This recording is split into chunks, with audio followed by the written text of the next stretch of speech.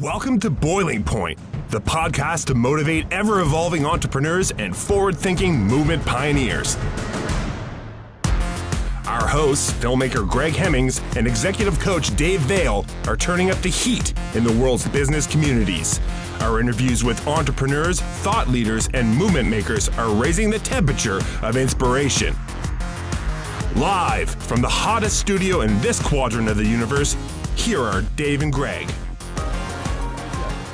Dave, it's funny because there was a time, and I'll explain this. There's a time where I didn't understand what I was doing, but you just tap it forward, right? You just keep doing it. You keep doing it. You adjust as you go. This year, I get it. You get it? Yeah, good. I get it. Good. I think that's a good way to start. I'm just behind on. You had emailed, and I saw Greg's response. And I was like, I'll get to it later. No. You said Greg's got it. Don't worry. Greg's good at getting on at 6 a.m. Yep. Yeah, that's my time. By the way, speaking of 6 a.m, I just finally started to read the 5 a.m. Club that you and Kevin. Robin Sharma. Yeah. What do you think? I'm only a third of the way through. Yeah. So We're recording right now? we're recording. I love these intros. But I feel there's nuggets of real goodness that could probably take 5 pages for Robin to have written, and it would have been one of those amazing little pocket booklets like the Dale Carnegie book. Exactly. But I've been talking to my wife about this in the presentation of creating a fictional narrative with characters and whatnot. I don't need to learn that way, but I wonder if people write books that way with nuggets of philosophy because it consumes people. But the problem is, if you're not a fiction writer, it's difficult for me. I'm listening to it, and you know what? Good on Robin Sharma for writing it because the elements are fantastic. The philosophy is great. And the other thing about, we're audio people, right? Mm-hmm. So when you do an audiobook, you got to have the right voice. 100%. Right? And it's, I think with a narrative, if you could get multiple voices for multiple characters, kind of like the old radio plays, maybe it could have worked out. Because I'm actually listening to this book and not reading it. Here's where I was with that. I picked it up too because we're talking about resilience today. And one of the things we're going to talk about is this has been like mentally. Matt's giving us the podcast context. That was given to me by Greg. So it's a mixture of, I thought the writing was terrible. But within that, there's really nice pieces of wisdom. But there's a fine line, I think, in 2020 with that wisdom, because half of that is beautiful. Half of it is what put me in the hospital this year. Wow. Okay. And we'll talk about, this is the first time in my life Is this has happened. this a teaser or what? Oh my gosh. You throw this out ahead of time. If people don't listen, bad on them. Matt, thank you. Like, in all honesty, usually we don't record our preamble, but we did on this. And thank you, Robin Sharma, for writing the book. We'll talk about that some other time. But what an amazing transition into our discussion today about resilience. And Dave, you and I have been talking to our friends at ONB over the last few months about how entrepreneurs can stay resilient and businesses stay resilient through this, and an economy, and the economy and community, and COVID hits us on so many different levels. Like, I think we're all feeling a little bit of COVID fatigue, COVID depression. There's a COVID hangover. There's COVID anxiety for the second wave. There's a lot. You talk about mental health. There's so many different elements to this. So, Matt, let's just rewind and introduce you. You and I go way back, and Dave as well. But you're a new you since I've seen you in the flesh before. I guess I haven't seen you since 2019. So let's just put it that way. Has it been that long? Yes, it has. And even we're like September 2020. So that's a few months. Yep. It's been a long time. And one of the things, I know we're going to talk about the company, and we're going to talk about resilience, and we're going to talk about entrepreneurship and all those things, but it wasn't until recently, because I was forced to, I didn't let myself be honest about how much this sucks. This sucks. And I didn't say it out loud, but it does. I mean, it's first and foremost a health crisis, but economically, the class divide this has exposed, how fragile our systems are. The average restaurant in America has 16 days of cash. 16 days. And I didn't let myself realize how much this sucks until I admitted it to myself, because at the time that COVID hit, And it's a really interesting story. It's been probably the hardest year of my life. I kind of felt like a COVID 1%er. I had a job that I loved in government-esque, as did my partner who was in management. So our salaries didn't stop. We were just now at home, where actually routine was much more healthy. So think about all the people hurting compared to us. We felt this COVID guilt because we felt like the 1%ers. There are so many people hurting right now, and we're not feeling any of that, partially because of where we live, but partially also just because of circumstance. You know what I mean? Yeah. So it's been a weird time. And we talk about that a lot too, about the, like when people say, hey, how you doing? I want to give an honest answer. And I am doing quite well. And the business has done quite well during this time. Likewise. But I quickly continue that statement by saying we are preparing for the second wave. We're preparing for the unknown. We're like squirrels. We're building a storehouse because we don't know if we're going to have a successful 12 next months. The last 12 months has been absolutely fine for us because of circumstance. I work in a marketing and messaging communications field, and when times are tough, companies are spending money. The resilient companies are spending money to continue connecting with their stakeholders. Totally. So we've been producing a ton of films and animations and commercials, and that hasn't slowed down. By the year's end, we're going to be producing 8 podcasts. Incredible. Yeah. There you go. It's exploded. So in certain sectors and circumstances, this disruption has been really positive, but the guilt part comes on the next part of the sentence that I always tell people is that, I feel I don't want to be too loud about how well things have gone. It's not the time. It's not the time. And it's not the time. There's so much to talk about that too, about my unintentional massive decrease of social media posting, mostly since Black Lives Matter came out, but I never made the intention. I just really totally slowed down on posting places. And I just felt there's so many other voices that need to be heard, and mine's just blah, blah, blah. I've been doing it for so long. You were prolific on social media. Yeah. And you know what? I just don't have the energy or the spiritual drive right now. And I think it's the universe saying, there's a whole bunch of other voices that need to be heard right now. So thankfully we got the boiling point.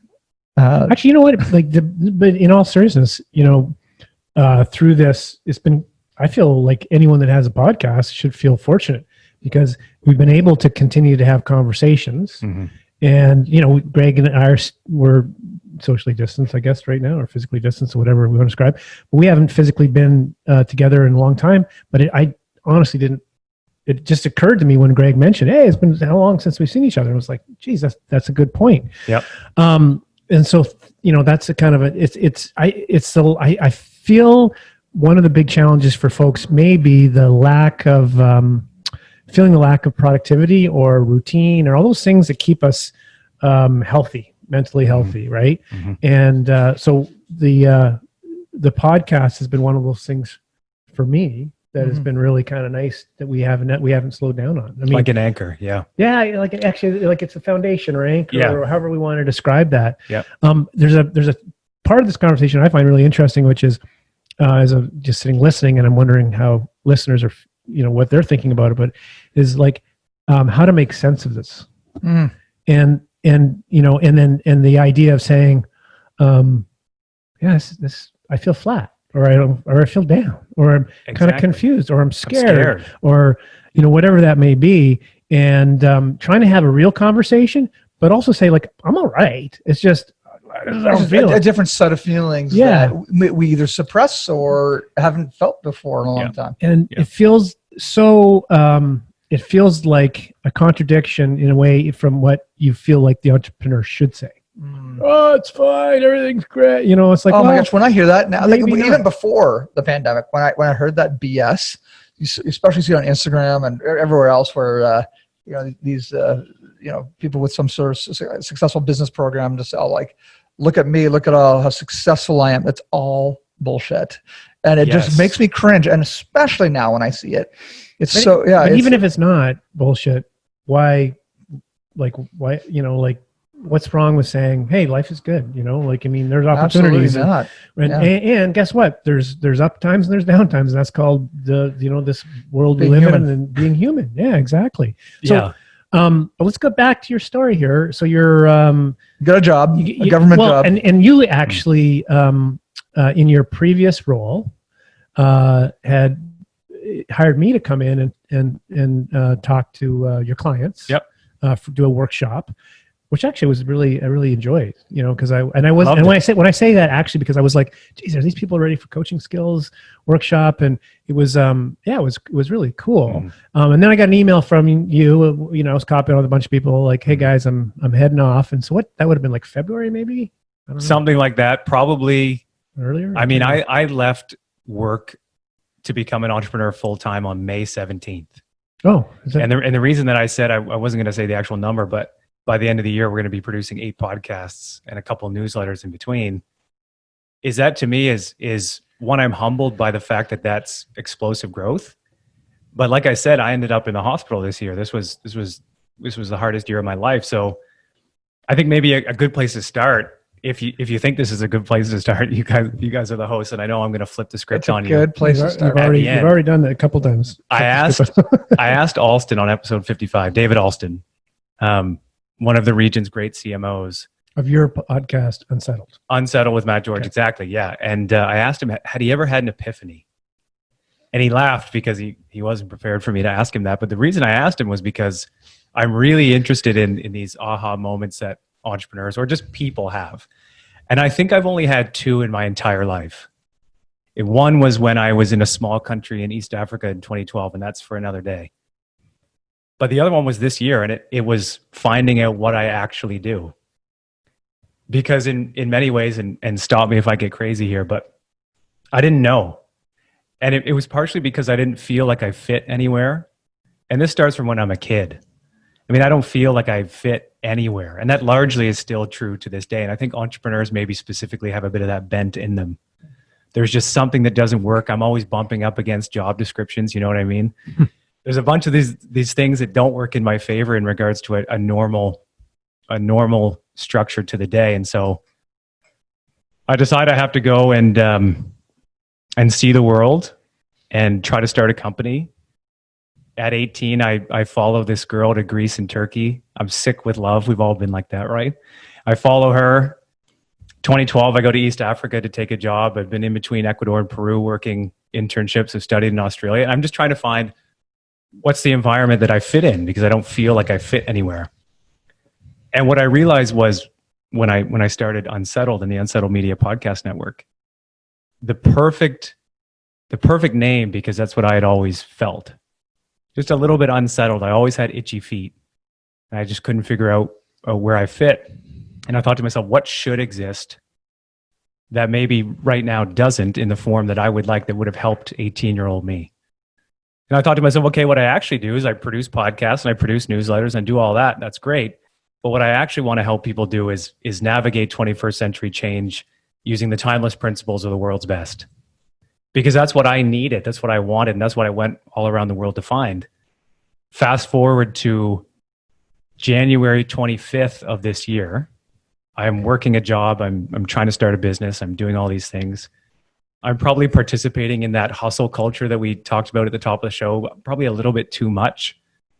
It was kind of glorifying it in a way that it probably shouldn't be glorified. And I'm training at the YMCA and I get chest pains.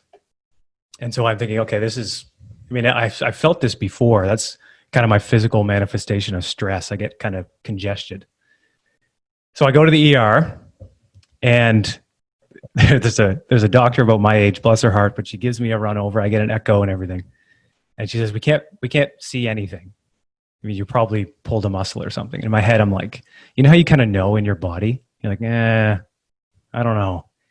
By the next day, I'm in so much pain that I'm vomiting, and I'm back in the ER, and I didn't leave for 6 days. And a doctor came in and she gave me another echocardiogram and said, I know exactly what this is.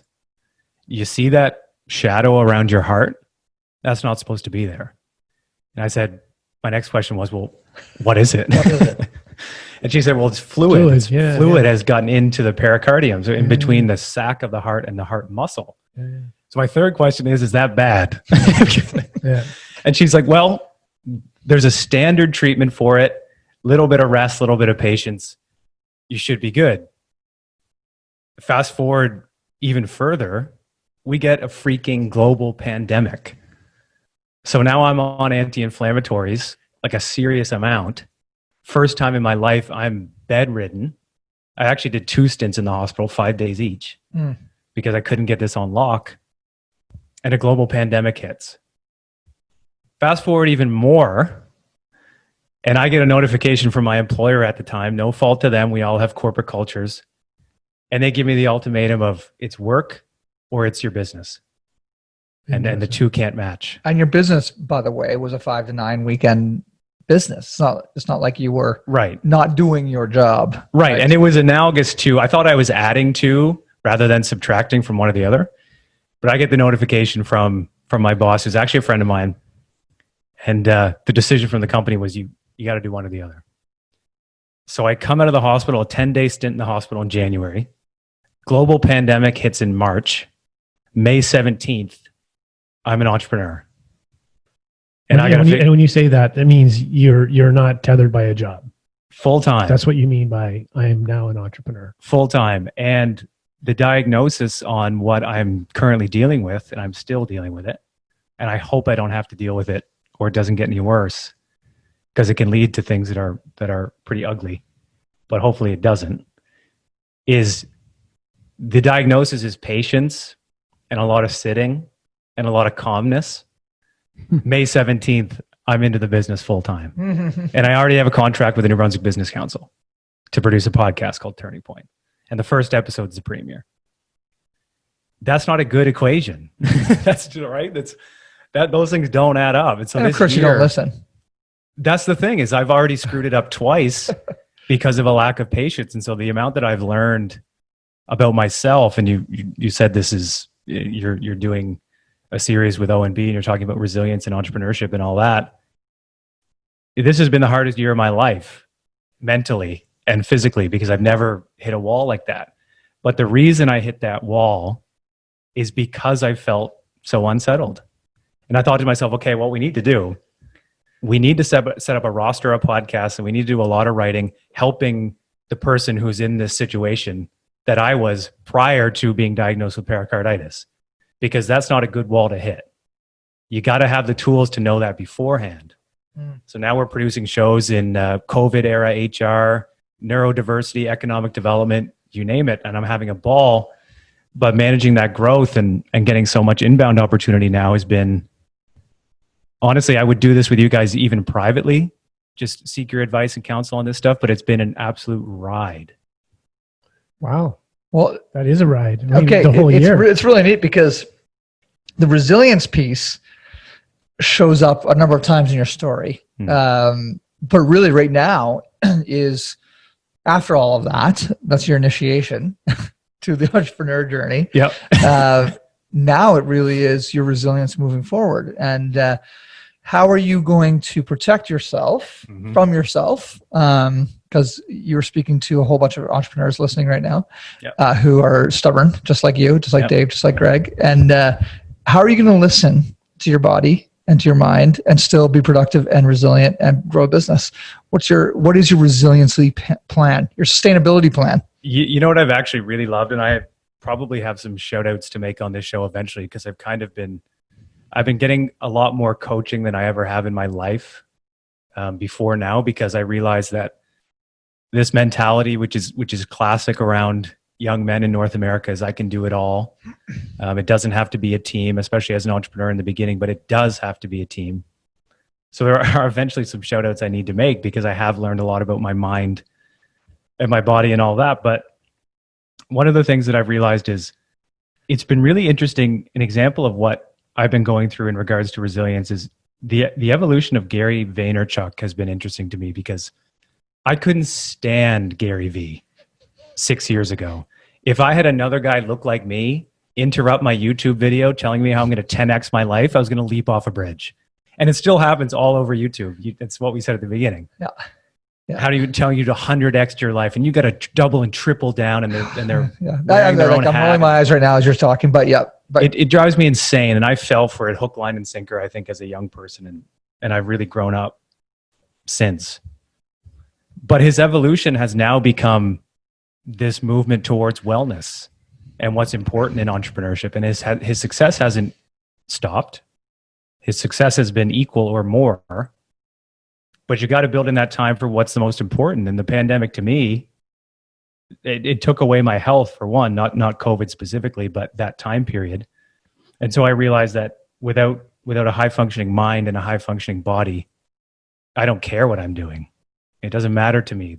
I'm not going to trade the Unsettled Media Podcast Network for an unhappy mind and an unhappy life. So I've learned how to structure my day in a way that it's almost like resilience is a guarantee if you do it in that way. And that's why I have a very specific tagline that's now my lighthouse for everything that we do and everyone who comes to me. Navigating 21st century change using timeless principles of the world's best. Because if you build in timeless principles, and we can talk about what I think I've learned some of those are throughout the course of this insane year, success is virtually guaranteed in the sense that it's just discipline from there.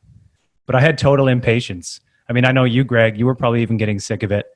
I had all these great ideas. What I didn't know how to do was deliver, how to implement. Because having a good idea has never been my problem. It's been putting the people around me and having the discipline to actually follow through on it. Dave, I've talked to you about them too. Now that I've gone through this and I am much more settled, and I hope the podcast, whoever's listening, who listens to the podcast, it's helped you feel more settled. I know exactly what I do, and it's on my whiteboard every morning, and I can benchmark opportunity against that. That feels like it's doubled or tripled my resilience. But I learned the hard way. I learned ending up in a hospital bed, and it was scary as shit. It is interesting for sure. Using the words, what do you do? A lot of entrepreneurs. It'd be interesting to hear your take on this, Dave. A lot of us grow a business, but we start as a practitioner or an artist or whatever the thing is. You might be an engineer, an architect, and eventually you grow your firm, and then you're hiring architects. Or, in my case, I was the video guy. I don't really do that. I haven't in a long time. And if I do, it's my skill level is probably the same as it was about 8 years ago because I don't do that anymore. I do it for fun, but I grow a business, ? But when I think about that, is it really me growing a business, or is it this incredible team that this organism that I'm a part of, right? So as you start to grow and get further away from that initial creative passion that you start your business from, I've certainly had those discussions about, and I don't want to use the word purpose, although it is connected, but it is like, what the heck do you do? I'm like, if I stop doing what I do for a month, let's say, or 2 months, the business would just keep doing well. And that's a very awesome thing to say. A lot of people are sure, I've got a little bit of, I do a little bit of the brand of the company in the face, but that's not a purpose necessarily. And I wonder if a lot of entrepreneurs at different stages get to that point where, you're talking about searching that before you start your business. Like, what do I do? And I'm still searching for that. I used to know what I did. It was very clear. I make videos. And then it was like, no, I'm not a filmmaker. I'm an entrepreneur. I'm building a company. Well, now that the company's kind of building itself. Yeah, it's on autopilot. It's kind of and I was with my friend Julie in New York just before COVID hit. It was in February. Last week of February, actually. And there was no COVID in New York at that time that we knew of anyway. And we were just, out on the town having some drinks, and we're talking about this topic. And then she said something really interesting. She was like, and I wasn't looking for an answer, nor was I expecting her to give me an answer, but she just came out straight up and said, Greg, your purpose right now is to be a dad to those 3 girls. And I was like, well, always thinking to myself, like, well, obviously I'm a dad. That's totally like check. But then when you think about it, especially at the stage that I'm at in the business, it's like, yeah, that's actually a really good thing about what I do. I help grow this business so I can continue to be, and to be honest with you, COVID has opened up so much time to be with those kids. And so it's just kind of neat to see how this changes. Like what you have on your wall is very accurate for right now, but it'll be interesting to see when that changes. It's probably not going to be a for life what you do definition. Yeah. And that framing is interesting because even Adam Grant during the pandemic, who's a good friend of Seth Godin's, who's been on your show, which is insane. Kudos to you. He said, we're not working from home in a pandemic. We're in a pandemic trying to do as much work as we can. But don't for one second think you have to bust it all day long and let go of your physical and mental health like I did. That's not the point right now. The point is that the world's all dealing with this one thing. You'll get as much done as you possibly can, but that's the thing. So that's an interesting reframing too. And I liked that. It made me... One thing I inject in the conversation is, so in a big learning for me, I went to Royal Roads, learned this thing called coaching, because and I'm going to use this language purposely. I wanted to do coaching. And what I learned was how to be a coach. And I think it's about who do we want to be versus what we want to do. Because we'll do a lot of different things in who we want to be. So purpose is a really good question. And so, I mean, vision coaching, we were struggling with what is the purpose? And the purpose actually became really clear, which is we unleash courage. That's it. It's awesome. That's it. It's so simple. Now, It happens to be. Does that feel real, like for you? Dude. Yeah, like every day. That's yeah. Well, Which is why I asked if you've had an epiphany, because when that sentence came That into sounds my like head, an epiphany. it does. Because when my sentence came into my head, I was like, holy shit, for the first time in 28 years, at least for now, as Greg says, I have a really firm grip on the impact that I can offer, whether it's a company or just an individual podcaster or even a listener. I think whatever that is, if it can stand the test of time, again, you talk about timeless, then to me that's real and it's part of who you are and your heart, part of your being, right? Mm-hmm. And so it did actually, to be honest, it didn't come as an epiphany. It just became an obvious, like it's almost like, well, we're trying to accomplish the following. And that means unleashing courage in yourself too, right? Mm-hmm. It means doing uncomfortable things, we got invited to do the, last year, the OBAs, Outstanding Business Awards, and this is something we used to probably sit in the back, watching people and hoping then once we actually got invited up to participate and, accept an award. I won't even call winning because it's kind of so subjective, but on behalf of the community. And then would you guys host it? And about courage, so Greg said, yeah, let's do it. And everything in my head said, no effing way. That'd be me too. I'm like, I don't want to do that. I don't even know. What are you talking about? And then I'm just giving you one of many examples, but it was like, no, just resist. To me, that was for me out of my comfort zone. But did your purpose statements remind you that 100%? So you're like, if I'm unleashing courage for others, why am I being fearful now? No, you first have to learn it for yourself. And courage means different things to different people. Anyway, I'm not trying to hijack the conversation, but the idea is about being. So, but so by making these statements, like we all are, and I think, and the thing I love about the work I'm doing and the business I'm in is that it has pushed me in new ways, because how can I have any credibility with anyone if I'm not willing to try it myself? Yeah. You know what I mean? Yeah. So, and you'll be in a conversation with someone and you'll think, yeah, you should absolutely, that makes a lot of sense. Like, tell me about how that's going to, and the reservations, and they push through it. To me, I find that so inspiring. And then the question becomes, well, so what are you doing, Dave? Going back to it though, it's like, whatever that is, I mean, everyone has a different thing, but the doing piece for me is, we'll do a lot of different things, but we'll always be a dad. I don't do dadding. Do dadding. Do daddy do. Right. Right. But you will always be a father. Yeah. So, and obviously I took this from someone else. It wasn't, it's not original thinking, but it just really resonated with me. So you're coming into a being, who you want to be, Matt, and that's cool. I guess the challenge I put out to you is you're saying it, extremely confident now things are happening, and just, like Greg, I think you're asking is like, are these gonna be your anchors? Or, does it feel like a strong foundation? Do you, because it sounds like you're feeling really like you've figured something out. Well, there's one thing during this time that's really crystallized it for me, because I was always someone who thought a lot about change, but also like I say in the newsletter, we write about culture, business, and technology and the intersections of all three, because I'm interested in there's so many paradoxes and ironies about this time specifically right now. If you look at like material wealth, never been better. Have you ever read the book Factfulness by Hans Rosling?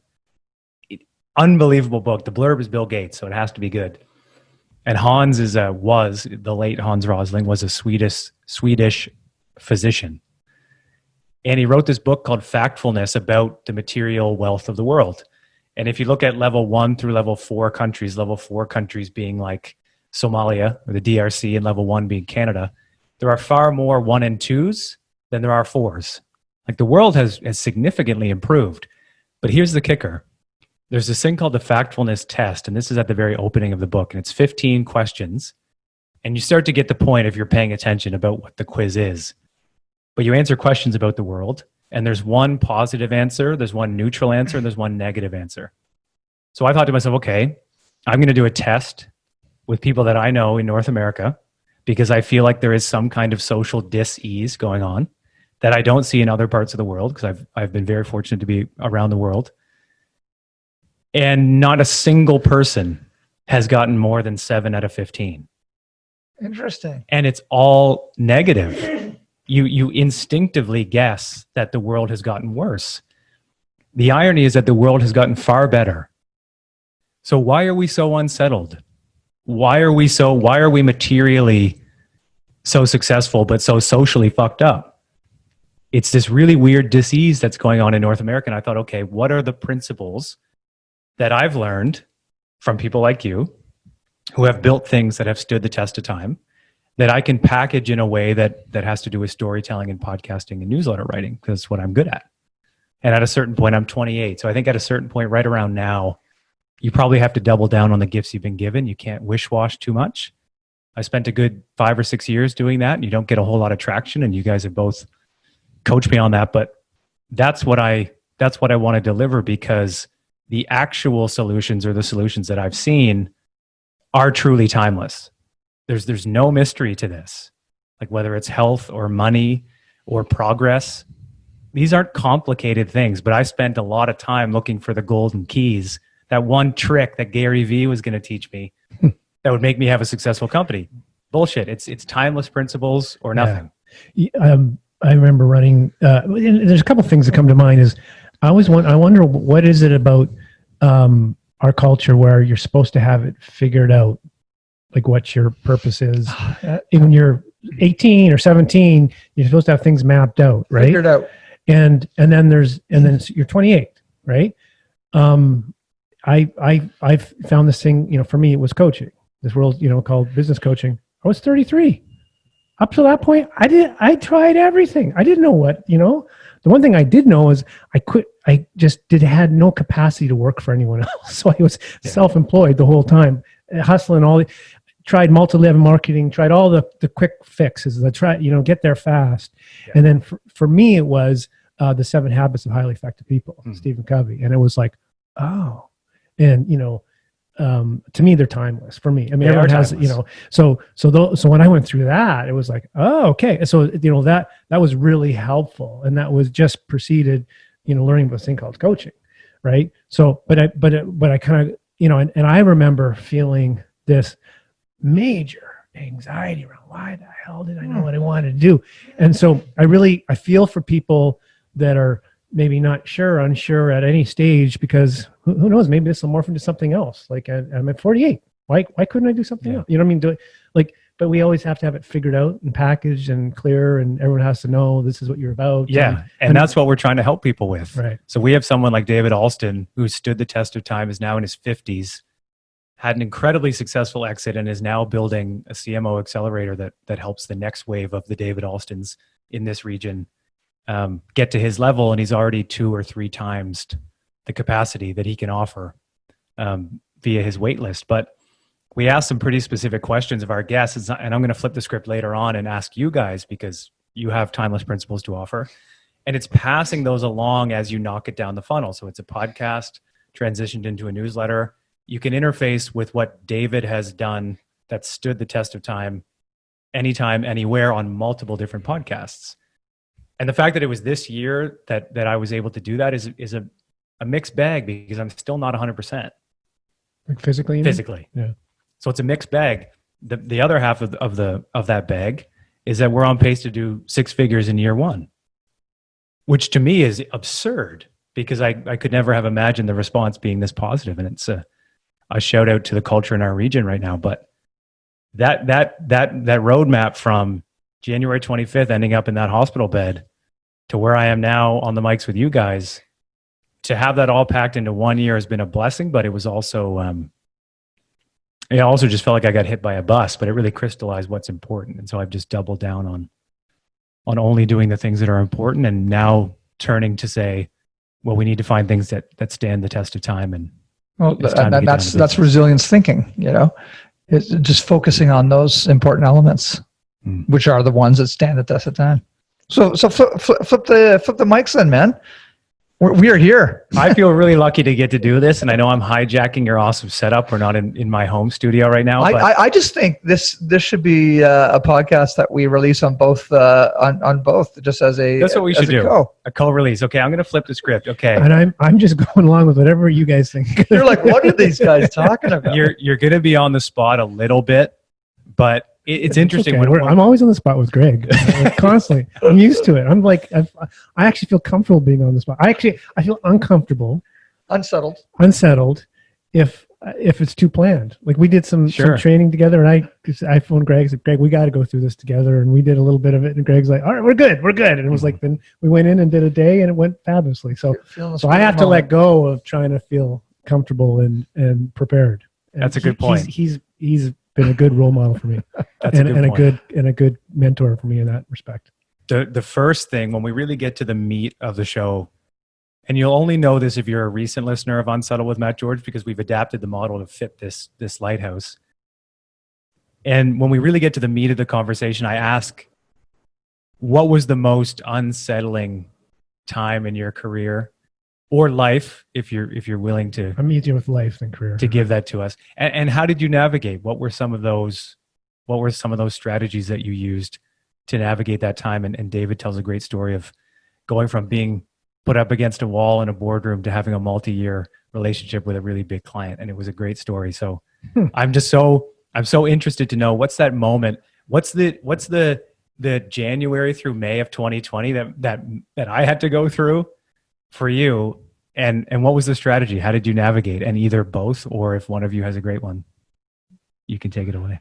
There's so many in a way. Yeah. The one that comes to mind, and it was pretty pivotal for me, was at a point where I was living in Vancouver and doing everything, like trying to figure out, this kind of pressure I felt to know what I wanted to do. Right. And we talked about this earlier, being and doing. And, I was personal training, I was going to school, and I was working on, with young offenders, and I was like on contract basis, and I had all these things going. And my mother, who's a very wise woman, said, Dave, do you want to be a mile wide or a mile deep? And that hit me so hard, like in a positive way, like in a deflated way at the time, which is, and it changed my thinking. So that would be one story that I could share. Another story, and I'll pass over to Greg, but I could start, was sitting in a courtroom in front of a judge. Do tell. Look at that pregnant pause. Go on, it was Dave more Neal. than a pregnant pause. Oh man, it was a pivotal moment. But I'll let Greg. Are you going to tell us though? Yeah, I'll tell. You go first. This guy, master of suspense. Yeah, Matt, I would say, all my life, I've had a successful entrepreneur dad. Right from when I was a kid. Yeah, he had a really cool wood stove store, cycles, like sports store. Then got into greenhouses, computers, then building homes and whatnot. And so that was my model of what you do when you get older. And I was an entrepreneur from a very young age as a result, mowing lawns and that sort of thing. And I've always seen great success. And one of the successes that my dad had was a franchise company, and it ran its time for him, and it was time for him to hop out, and I thought it was a good time for me to hop in. And this is right in the middle of me growing Hemmings House as well. And I always saw that company growing very well, quote unquote, on its own. Like its employees knew what to do. It was very, there was a good method and process. And I remember it not taking a lot of my dad's time to make sure that cool little franchise business made money. And so I bought the company and tried so hard to run it at the same time building Hemmings House. Yeah, you're my coach. And I remember going to the big annual conventions 2 or 3 times in Florida, where all the franchisees across North America would get together, and it was always inspiring and whatnot. And the new president and CEO pulled me aside because my numbers were not good at all, and I just had to deal with a whole bunch of challenges, and he pulled me aside and he said, Greg, I know you've got a business in film that you love. It's a similar story to yours, Matt, but it was probably the wisest advice ever and kindest advice. And he was like, straight up, look at all of these owners of franchises. Not one of them is not 100% into this franchise. And you're the only one of this whole network. And in reality, I was probably putting 8% of my time into it, right? Yep. So I had to make a decision. Am I going to put the same amount of energy back into Hemmings House and grow it, make sure it is my career, or am I going to try other things and assume that it'll always work the way it did before? And that was a very costly decision, very stressful financially, because I had to borrow money from my wife and all the things that entrepreneurs go through that cause stress. That's a very dark period of my career, but I learned a lot. But the challenge that I have right now with it is, the learning is stick to your wheelhouse. If you're going to do another career, if I was to do another career, it probably should be in the media area, or buy another business, I should say. Because I know media. It doesn't have to be a film company, but it could be like, what we're doing right now, or something that relates to this industry. But me starting a home building company right now might not be the right thing. Yeah. But I'm an entrepreneur, right? So at a certain point, you do want to start something new. But I think what the lesson was, I hopped onto another thing way too soon before my own company was sustainable enough to allow me to give 100% to that next thing. And perhaps I'm getting to a place where I can start dreaming like that again, because I like to start things. Yeah. I'm a starter. You like the process. Yeah. So maybe we both share that thing. We're probably both not integrators as much as. I feel I can be I am an integrator. I don't enjoy it. I'm more the visionary in the traction book, right? Yeah. But I mean, can you? We can be a lot of things, but what feeds us, right? Right. So, I mean, that's like I get what you're saying. Yeah. So that was my that was my going to the hospital in the COVID era. I didn't realize that was as hard on you as it was. Well, Dave, that smile I've always got on my face. I'm screaming on the inside, right? No, you were. Know that. I know that part for sure. Dave, take us back to the courthouse. Courthouse. Oh man, I don't know if I really want to tell a story. You don't have to get into details. But what did you learn? What did you learn? Well, here I might as well kind of. It's like not a secret, but it's not something I talk about only because it doesn't come up very often. But in my early 20s, out with the fellas, go to this place that serves these, drinks for $1 a drink at this club. Yeah. Get outside after. Yep. Some guy grabs my friend and drives down the parking lot, and a big fight ensues, and I find myself in jail for the night. And my father's a lawyer at the time. So I get out, and it's funny because they're taking my particulars and they're saying, name, birth date, all this kind of stuff, occupation, And I said, I work with young offenders. I said, and I remember them stopping. And I was in trouble. Like I made, like, Because you were in the fight. because I was part of it. And I was in it. And there was a whole bunch of us that got hauled off. And I was one of them. And we're actually, and it was a really good lesson because I phoned my father to get some help because I got charged. And I said, Dad, I've been charged with assault and I want to tell you what happened and da-da-da. And he said, Dave, you can't do that. You can't go out and start punching, and people and getting these big fights. Like you can, but there's a risk. Yeah. So he was the kind of guy who just wouldn't, he would just, he understood the law. And he said, well, I'll introduce you to a lawyer, good luck. I'm here to support you, but like that was, it was kind of a tough love. And that's how my parents approached life. So I, meet a lawyer and he tries to get me through this case or through this charge and all this stuff. And then I had to go to set a court appearance. So this is when I'm in front of the judge, Maple Ridge, British Columbia. And I sit down and the guy before me, or the judge calls up these people and just to set a court date, and it doesn't make sense to have a lawyer there, I guess, at the point. I mean, I'm not used to this system, being within it anyways. And the guy, and she calls the person who's sitting right beside me, and he was up being charged for stealing boots from Canadian Tire. What a Canadian experience. Totally. But I'll tell you what happened for me is I thought I looked and who knows what his situation was, but I thought I am no different than anyone sitting here. And what am I doing here?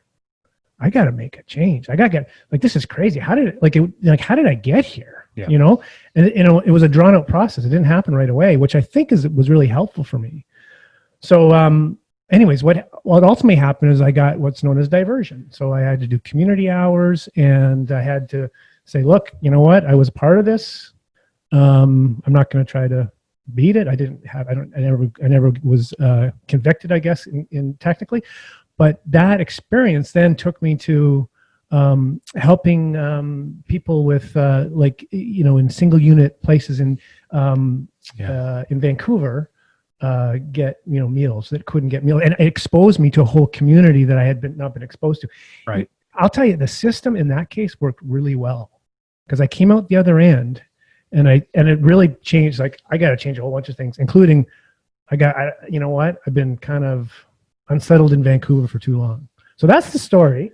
It was. Thanks for sharing, man. And you know what? that's a good story. You dug deep in that courage, statement. Yeah, no, seriously, like that's and there's. I'm so happy that you shared it. I didn't know that story, and I think it's an amazing story you shared it with people. It's and it's something I would share with when just because you just never know when it's going to show up in your life. Yeah. Because when you cross a border at any point, they said I crossed the border into the United States, and the border. It was just after 9/11, going down to deliver a workshop in Boston. Mm-hmm. I was with a guy I wanted to do business with. This guy, anyways, this guy was kind of partnered with, much older than me. The guy you give your passports. The guy at the border goes, "Have either of you been charged with, been charged at all?" And I already know the answer. Well, no. So the guy says, "No, no," and I said, "No," because it's true. Or sorry, I thought he said convicted, right? But he said, "Let me ask you this question again." Oh no. Have either of you, and I'll tell you, the blood just drained out of me, and I went, "Oh, I mean, yeah." And the guy I'm going to do business with looks at me. But prior to that, he had said, when the question was asked, he goes, "Well, I got I got a speeding ticket a couple months ago." That was the answer. Anyhow, so we get hauled in, and I have to. But the point is, you're like it's kind of rolls with you where you go. You just never know when that question's going to come up. Yeah. So when it happened again, when I went down a couple months ago or last year with my kids and my wife, my kids already knew the answer when I gave the answer. And what a good lesson for them in a way to learn. Well, totally. It's like you screw up. Everyone does. Yeah. And but for me, the important thing for me personally is, don't screw up again. Yeah.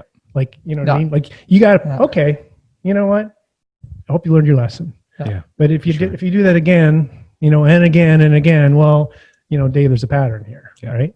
We have one more segment, guys, before rapid fire questions. This is called the breakdown. Okay, so It's the coolest Bowling Point episode ever, by the way.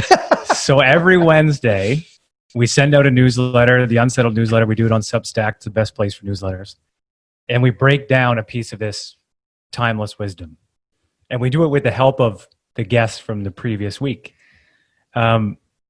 We'd like you to, when I tell you this piece of wisdom from this high-performing person, just quickly tell me how it lands with you.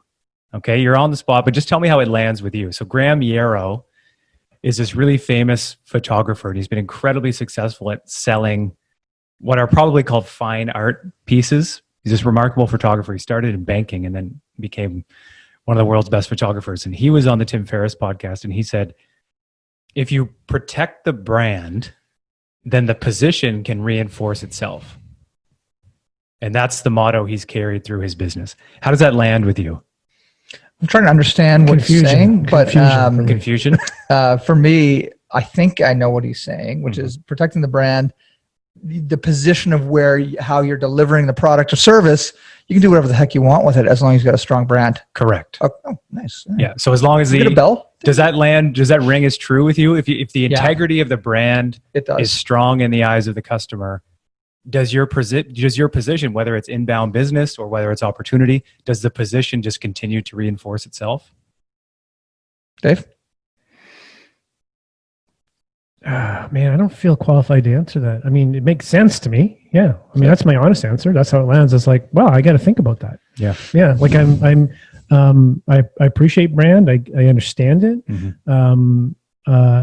I would hope that that's correct, I guess, is maybe my answer. Yeah. I've felt it. I've experienced it. It's totally true. It's kind of like what you said at the beginning is your role has changed, but because Hemmings House is what it is as an entity, it keeps on rolling. Right? It becomes bigger than you at some Even point. though my name is in it, it is now not, there's Greg Hemmings' company anymore. It took years to get to that point. Right.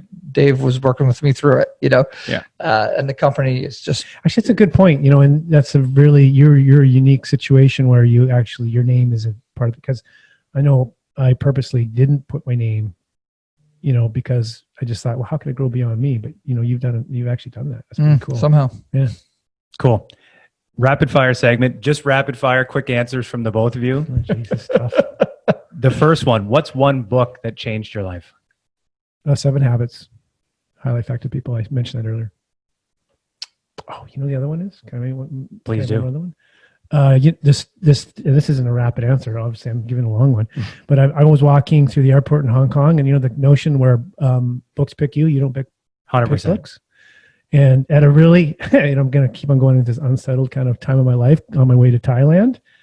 And the Dalai Lama was looking at me, and it was The Art of Happiness. And I was not at a point in my life where I would typically do this because I didn't have a lot of cash in my jeans, but I bought it and I read it, and I've subsequently given it away to a lot of people. Like not that particular copy, but other copies. Awesome. I've got so many, but I just dug really deep. And because I haven't thought about this book in years, The Peaceful Warrior. Yes. Yeah, I just if I read it today, I don't know if I'd enjoy it today, but when I read it, it seemed to be in line. And I'm going to read that again. Yeah.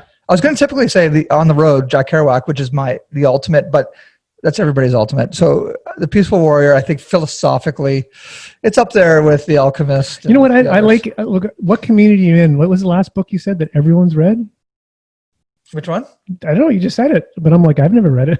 You go, oh yeah, everyone's read On the Road? No. On the road. Oh, On the Road. Yeah. Jack Kerouac. Yeah. Not even. Why does that stay with you so? Oh man, listen, if you're somebody with itchy feet, you got to read On the Road. It's like the ultimate 1950s beatnik, beat culture.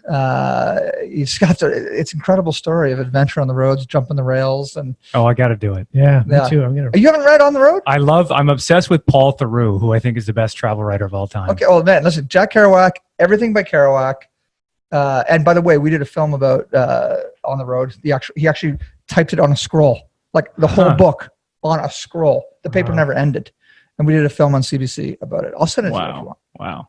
Sorry, we're not giving you short answers. This guy's prolific. Hemmings.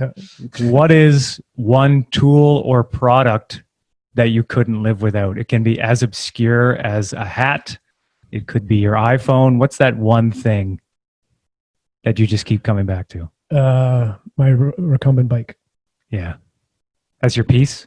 You just get the sweat out? That's my Zen, man. That's my mental health strategy. When I jump on that, I put a good podcast on, and I would be, and it's easy on my joints, and I would be seriously in trouble if that thing disappeared. And I have a backup in the garage just in case. That's how crazy I am on that thing. Greg? I'd say, even though I don't hardly ever play it, the guitar. I need a guitar wherever I am, even if I don't play it. And there's one in the corner of this room. There's a Martin backpacker right here. And as long as there's a guitar kicking around that I can, if I need it, if I that's a good de-stressor, just to play a couple blues licks. And, do you know what I'm thinking about? How fucking different you and I are. I can't even hold a guitar the right way. But the analogy, the recumbent bike for Dave is the guitar for Greg. That's right. Yeah. That's right. No, but it's just I just thinking of the books and everything. I'm like, man, we're different people in some ways. But we like each other. Oh, we love each other. What is one strategy that you implement daily? Could be mindfulness, could be the bike. It's got to be a strategy, not a product. I practice yestermail. Yestermail. Yeah, and that has literally changed the way I can relax during the day. I don't check emails in the day anymore, and I refuse to give up my evening. So I'll do it at 5:30 in the morning. That's incredible. And it's not because I should be exercising or meditating or doing something good, but for an hour and a half, 5:30 in the morning, I get rid of all of today's stuff. So if you email me today, there's a good chance I won't respond because I haven't seen it yet. Lots of emails from Greg. So if I emailed you today, you might answer tomorrow, or would you even not answer but just put me away in a bucket? If you came up and I happen to have my phone out, I'd answer you today. But I'm not stressed right now that my inbox is full. Yeah, I deal with that in the morning. And that's new? I know it's not a quick answer, but it's worth me deviating really quick. Dave has been my executive coach for many years. We haven't had sessions in a long time, but we do with this. This is our sessions. And for many years, one of the biggest problems I had that I told Dave constantly is I can't keep up with the communications. And I got EAs a bunch of times and nothing ever worked. And then I talked to my friend Elaine Shannon, who's a professional organizer. And this is maybe 3 years ago. And she was like, let me look inside your inbox, because she just wanted to understand what I get, So she gave me the courage to delete all of the updates, all the promotions, like get rid of all that stuff, right? And for some strange reason, I ended up pressing all emails, like 40, 50,000 emails, and I deleted them.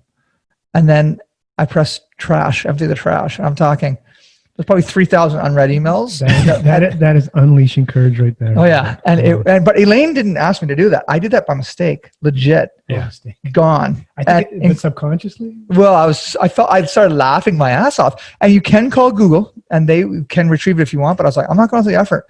If that was that important that those people need to get a hold of me, I'm going to have to take the risk. Since that day, I've had zero-based inboxes. Wow. And let me guess, nothing happened. Oh no. Yeah. No, nothing. No big deal. That's the fundamental Just delusion. delete it all and start over again. It's kind of neat. Yeah. Yeah. Yeah. Dave?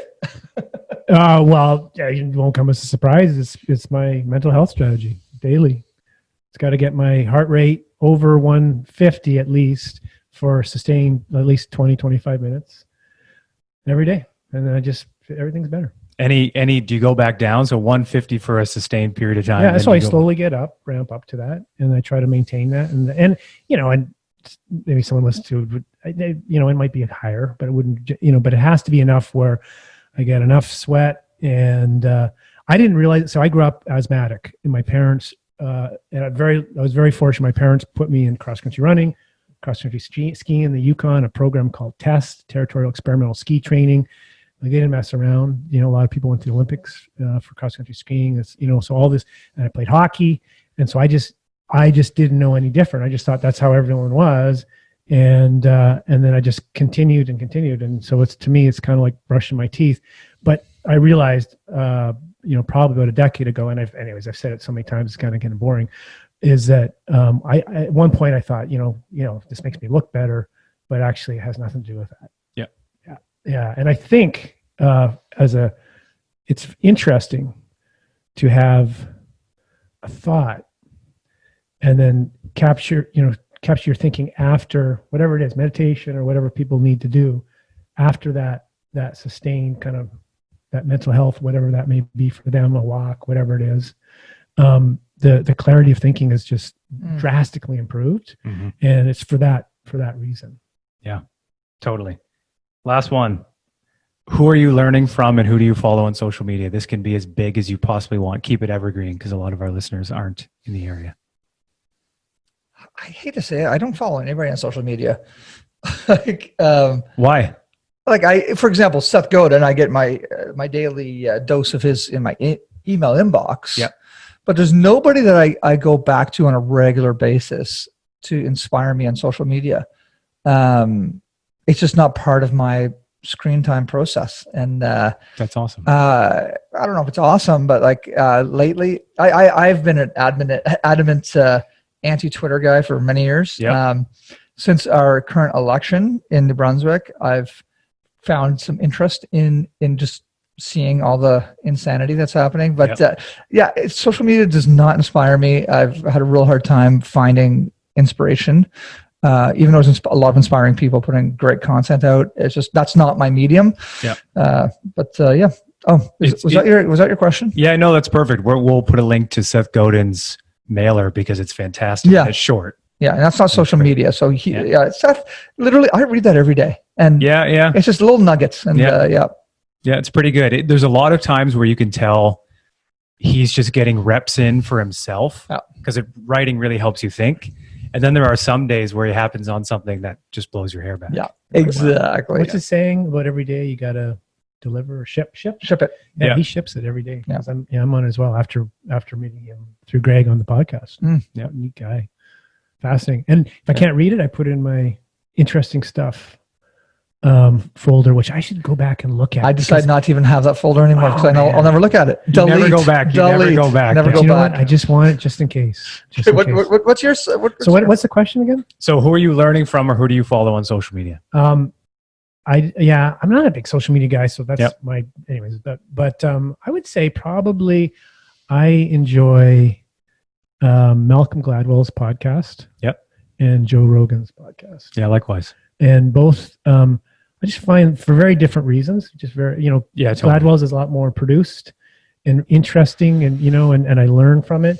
And then I just love long form conversation. And if I have and that's where if I'm doing cardio, it's kind of a nice time to listen and interesting guests. And I just, in topics that can range. I love that. That's interesting because when you said social media, I immediately went to Facebook, Twitter, LinkedIn, Instagram. But podcasting is, by definition, an incredible social media. Absolutely. Right? It is social media. Mm-hmm. So, and Seth falls into the podcasting world too. But that's a good question. No, those are good answers, guys. Even if the answer is nobody, that's still a great answer. One of the people that really inspired the work and the company is Naval Ravikant, and on Twitter he's almost a million followers and follows 0, which is kind of the dream. Who is that guy? Because he shows up and I'm kind of I would check it probably every couple of days just because then it would, and then I don't know how this works, but it says, things that I might be interested in. And I don't know how the algorithm. But how that algorithm, how these people show up, because I'm not a massive it's because user, right? Your devices are hearing you say certain things and then it serves it. It's a fact. Yeah, that's a fact. Okay, that's scary. Anyway, guys, those answers, I'm going to feature that on the newsletter Wednesday and Friday of next week or whenever this drops. I'm super excited to put out this collaboration episode, and I don't know if it was intended to be a collaboration episode or I would just get some time to flip the script. I think it's a great idea. And if you're good with it, you can edit this segment if you want and just have this segment, that's fine. But I think we should, on the boiling point, and so I'll just do release them, two separate files, different times, different hits, different communities, different audiences, and cross promote. Let's do it. Whatever you say, Greg. Yeah. Actually, it's going to be Genevieve that does it all. But anyway, thank you, Genevieve. We love you. Thanks, Matt. That was good. That's great. You're very. I want to acknowledge your thoughtfulness in those questions. We would have a very different approach to interviews. you're much more structured, and I think there's value in both. And I'm listening to yours, and it's very thoughtful and thought provoking too. Well, actually, the first half of an episode sounds a lot like the boiling point. Oh, okay. It's not until the second half when we talk about that unsettling moment that we start to drive. Greg and I sometimes, early days especially, and I mean, I don't think it would become. I think anyone listening to it would know that at times, I remember at one point I gave Greg the wrong guest on the list, and someone came on and purposely, you know what I mean? Because and I happened to know who the guest was, so I knew I could manage it okay. But he was thinking it was, Mary, and it was Joe. So Matt, you've been a priest for the last 28 years, and there's Greg drinking again. Well, it's interesting because when we had Matt on the Boiling Point podcast earlier, that's exactly what you said. You're like, "Oh, we're just getting going. Why 25 minutes? You guys should do long form." And straight up, this is a business for you, Matt. And today, for Dave and I, it's very much a passion. And we just, the way our families are and our businesses are, we can't afford more than once a month to get together for a few hours. So we slam them out. Yeah. To be weekly, we got to keep them at half an hour. And you can go way deeper if you go further. Yeah, if we can, if Genevieve is comfortable, getting me the audio, we'll make it happen at a good start point and a good end point, whatever you decide. I can roll it on Monday. Perfect. We'll listen, and are we off now? No, we're still on. Okay. But why don't we say our goodbyes? Okay. Goodbye. The word funny way to end because it's a double podcast. But for real, guys, before you do your the word goodbye, before you do your extra, if you have one, we do. Greg has it. I do thank you very much for giving me the chance, because not only there's a lot of what the whole year was that, I mean, there's a lot to unpack, but the fact that it crystallized into something that I hope benefits people who are in my position is something I'm proud of. Yeah, it should be. So it should be. So thanks, Matt. And thanks for having us on the Unsettled podcast in the collaboration episode. And it's not just Unsettled. Unsettled with Matt George. Correct. You haven't picked up on that. I've heard that a couple times. Oh, good. Yeah. Good. Thank you, Dave. Thank you, Dave. And also thank you for being on the Boiling Point. And thanks to our listeners to listening to both podcasts. Matt, how do people get in touch and subscribe to your podcast? Yeah. So we really want to drive traffic towards the newsletter as well, because we get to hash out some of these things at length, and you guys will be featured on the newsletter as well. That's the Unsettled newsletter. Best way to start, either go to @itsmattgeorge on all social platforms, and there'll be links out to everything. Or just find us online. Go to unsettledmedia.com. And for the Boiling Point, Greg Hemmings will do the... We've been doing this weekly for the last, 580 weeks, and Dave still hasn't memorized what to say. This is all you have to say, Dave. You say... You say this to me every time. Go to the boilingpointpodcast.com. And on there, you can find all the links. Go to the wellbeing.podcast.com. On there, you can go to all the links and subscribe. And please, the biggest thing you can do is, if you like this, Twitter page. Not Greg's Twitter page, but go to your iTunes or wherever you listen to your podcast and subscribe and rate and share. This is how we get this social media out there, is when the community shares, and we really appreciate that so much. So thank you, and thanks to all of our friends and followers and supporters. Goodbye. Thanks, guys. Thanks for checking out this episode of Boiling Point. Remember to rate and subscribe to us on iTunes and follow us on Twitter @BoilingPointPod. To see more from Dave Vale, check out leadershipunleashed.ca or visioncoachinginc.com. And on Twitter @Dave_Vale. And to catch up with Greg, visit hemmingshouse.com and @Greg Hemmings on Twitter. Thanks for listening, and remember, keep that pot boiling.